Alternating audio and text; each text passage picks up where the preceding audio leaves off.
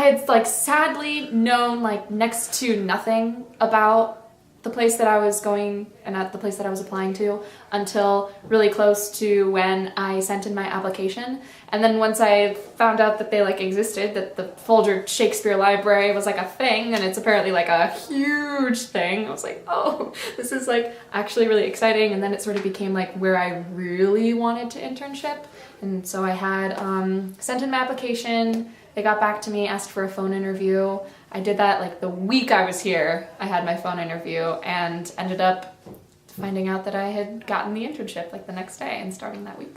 A lot of the arts institutions out here are federally funded, and so because of that... They're free! Yeah, exactly. So you could definitely take advantage of seeing the art, but also if you're working or interning there, you could take advantage of not having to worry so much about, bringing in the profit and worrying about the business side, but really focusing in on where the passion lies, fulfilling the art, preservation, dissemination of it all, and providing it for the area, so... It's totally evident as soon as you get here. Like, even if you don't know much about the arts, 5 minutes walk in any direction will take you to several places that are just like a focus. One of them, let's just give an example, is let's say National Geographic, how they're into photography, they're into cataloging nature. That's just one example, and that's literally right down the street and around the corner.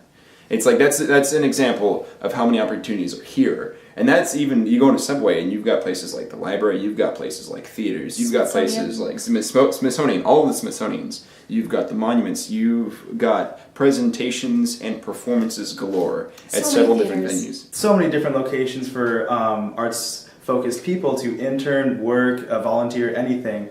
Really, the list is inexhaustive. I can't. Well, also, it reminds me of that first week where Danny Shea, Professor Danny Shea from UC Santa Cruz, he was talking about like, you go to like liberal art in California and it's only like liberal Democrats that go, but like you can go to like kind of crazy art in Washington DC and you have like a big audience of like people with lots of different points of view, which is kind of unique, I think, than when you think of art from California, especially if you're from San Francisco or from LA, or like you have like, there's almost like niche ideas you get depending on where you go.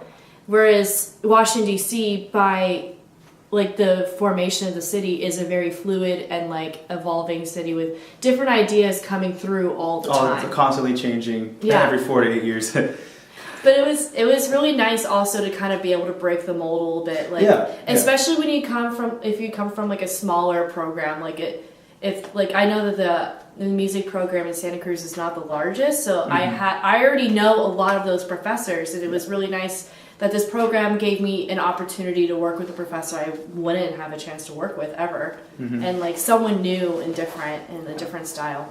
I really enjoyed, like you were saying earlier, being able to meet all the other art students that were from all the various campuses. And the really nice thing about the arts seminar is that Professor Reynolds really tries as hard as he can to make it an open dialogue, and so it encourages people to speak up about like the various things that they've done in their institutions with their jobs and everything. So and then speaking from someone who's from the same campus as my professor for actually both my classes, I love that I was able to connect in this whole new experience with them. So by the time we get back to campus, I already have that newfound relationship. Like you have like an advisor that's like gonna be like able to do letters of rep not only from this program but from UC San Diego now. Definitely. Yeah, that's a really great experience. Which is just another way to get into the rest of the faculty and staff. So I think that's also I'm very almost helpful. jealous I don't have a UC Santa Cruz professor now. And in the end, when I leave, and I'm going to go back home, is I have a stronger drive to go out and seize the day. I have a stronger drive to go out and explore new things and have new experiences. Connect deeper with personal friends, but also reach out and meet more people. Because after coming here, it's like there's so many people here, there's so many people to meet. As you realize that can be where you live, like back on the campus as well, like San Diego, it's... You get to the point where you're just walking to class and you see your friends and you kind of ignore other people to some degree. I'm not trying to sound like negative here, but it can happen.